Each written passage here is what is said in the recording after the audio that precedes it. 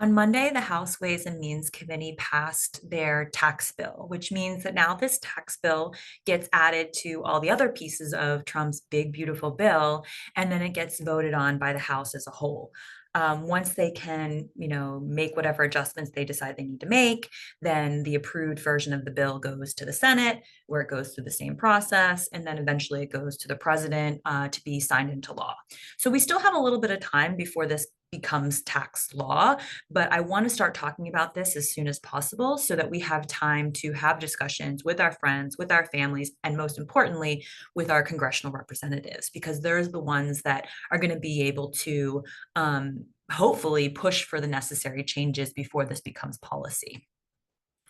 So, just as like a quick summary of some of the things that I think are important that we want to talk about in this bill, I think the majority of the provisions in this bill are extensions of the 2017 Tax Cuts and Jobs Act. So, I'm sure, as most of you know, in 2017, the president Trump, during his first administration, passed a massive piece of tax legislation. And now, 7 years later, there is a lot of data that shows who benefited from the TCJA. And so we know that the beneficiaries, or the people who really benefited the most, are the largest multinational companies and the wealthiest individuals. And so those people are going to continue to benefit from these extensions the most. So I would like to talk about that further in a separate video. Some other things I think are worth talking about is I noticed that this bill has a provision to remove the tax exempt status from quote unquote terrorist supporting organizations. I really think that this is the administration taking steps to strip tax exempt status from higher education universities who are pushing back against them. So like Harvard and the like. And this is really dangerous territory. And I think it's definitely something that we should be exploring further and talking about a lot. There's also in this bill, they want to put together a task force to terminate the IRS's direct file program. So this is a program that the IRS has been working on over the past few years to help provide free direct filing services to taxpayers, which is a really great thing for everybody. The only people that it's not great for are the paid preparer services like TurboTax. And these services they spend a massive amount of money in lobbying against free file from the IRS. And so it's no surprise that this provision is in there, but I think we need to fight back against this. There's also a huge change as far as new Social Security requirements for tax benefits that I think are going to have some negative impact to our disadvantaged populations. Also, there's obviously a ton of repealing of clean energy credits and other clean energy related tax benefits. I think that between the available tax benefits and some of the tariffs around clean energy, I think that we were really making strides to have the US be at the forefront of this industry and going into the future, and repealing all of these clean energy credits is really going to take us back quite a bit.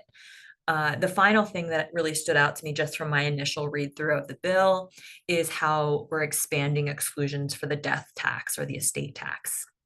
And I really think that this is kind of pushing towards this buy, borrow, die mentality that is contributing to the rise of generational mega wealth. And we're seeing so much growth in income inequalities. And I really think that this is a big reason why. So these are all things that I would like to talk about in videos to come. If there's anything particular that stands out to you as maybe the most important thing that you'd like me to focus on next, please let me know. But these are the things, or if there's something that I'm missing that you saw in the bill that you want me to talk about, I'd be happy to consider other topics as well.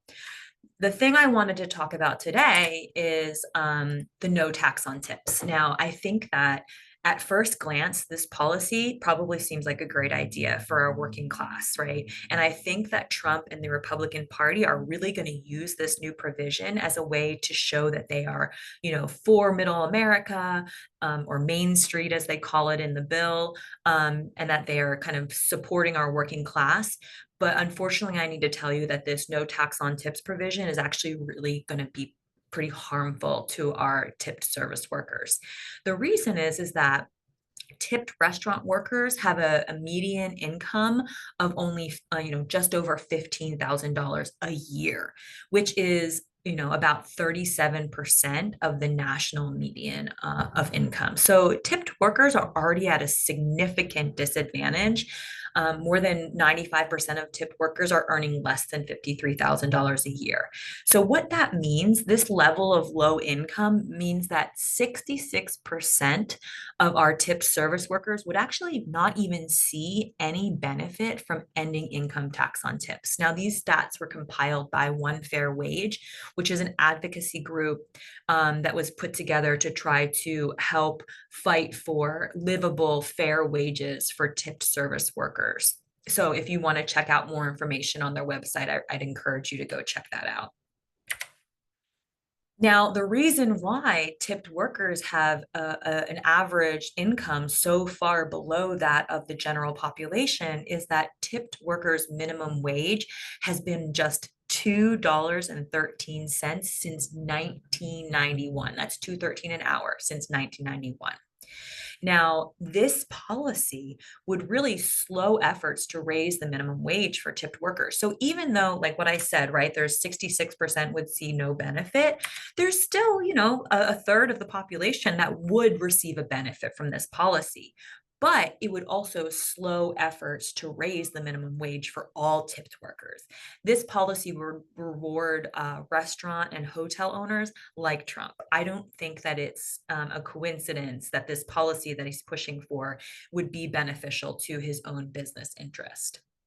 It's been well established that having a separate lower minimum wage perpetuates racial and gender inequities, and in general, it results in worse economic outcomes for the employees. Not only would it slow efforts to raise a very low minimum wage, but also it creates a lot of equity issues between service workers who make tips and other low income workers, right? Why should a service worker who makes $50,000 a year pay less in tax than a low income individual making $50,000 a year in a warehouse, right? How is that equitable? Um, in addition to equity issues, it would also exacerbate an already broken tip culture in the US here. I think we've all seen this little blue screen pop up in places that are quite surprising, where we think, whoa, why would we even tip here, right? I'm just picking up my groceries. So I think that, this no tax on tips would really just make this culture worse. It also would potentially reduce the gratuities that customers are leaving for their servers, because they would be accounting for this tax change when they're doing the calculation in their head. So that's not to say I don't want to help our service workers, right? I definitely think that we should be helping all of our low income workers, and we can do this through some alternative tax policy ideas. Um, the first thing that comes to mind is just a tax credit for low income workers, right? For all low income workers who are making below a certain threshold. A tax credit. So if you're worried about the restaurants and small businesses being able to afford a wage increase that I was talking about, right? Like the part of the point of maybe not passing this policy is so that we can just increase the federal minimum wage for tipped workers. But a lot of people say, well, restaurants won't be able to afford to hire people. So let's talk about having a tax credit for restaurants which increase their wages, right? So if you're a small business restaurant and you take the steps to increase the minimum wage for your service workers, you get a tax credit. Now, these tax credits for low-income individuals are a great idea, but the funny thing is we already have this in our tax policy. The earned income tax credit is an existing tax credit that is used for low and moderate income individuals to help them to reduce their tax liability. But this bill, the one we're talking about that came out on Monday, not only does it not expand the earned income tax credit, it actually makes receiving the EITC more difficult. It changes the rules so that now you're going to have to complete a complicated application process in order to get a certificate so that you qualify. And if you do something wrong in the process while applying for this credit, you get a 10-year penalty where you won't be able to get this credit for 10 years.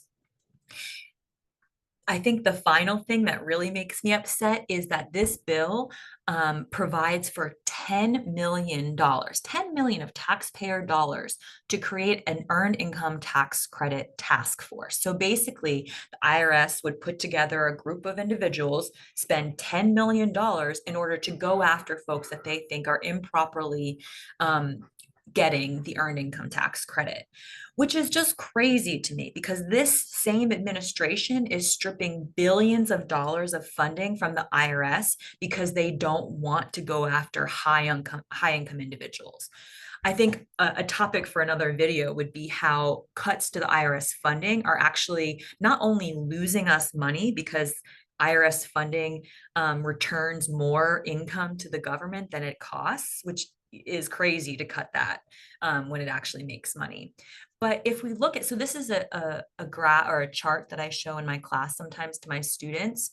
This is the tax gap, meaning the difference between the taxes owed and the taxes paid, or AKA tax evasion. And you can see that over 50% of tax evasion is happening in the top 5% of the income distribution. So we're stripping away billions of dollars that are used to calculate that are used to capture taxes for the high income individuals and for the large multinational businesses in order to spend $10 million to try to capture pennies, right? Relative Trump change from our low income individuals. So sorry, I flashed forward. This is just some of the initial parameters around the bill that I found interesting. If you want to talk to me more about this, feel free to hit me up. But anyway, I just think that it's really important for us all to understand why no tax on tips is actually a harmful policy and not a helpful policy, and what we could actually do, what we could ask of our congressional representatives to put in this bill instead that could help not only our low-income service workers, but also just our low-income individuals in general. Ask them to expand the earned income tax credit and ask them to potentially include a tax credit for restaurants which increase their minimum wage for their service workers. I think that would be a really great way to get at the purpose of this provision without the harmful side effects. So please make sure you're having these conversations with your friends and your family, email or call your representatives, and then let me know if there's something particular you'd like for me to tackle next about taxes and this new bill that's going to become law very soon. Thanks.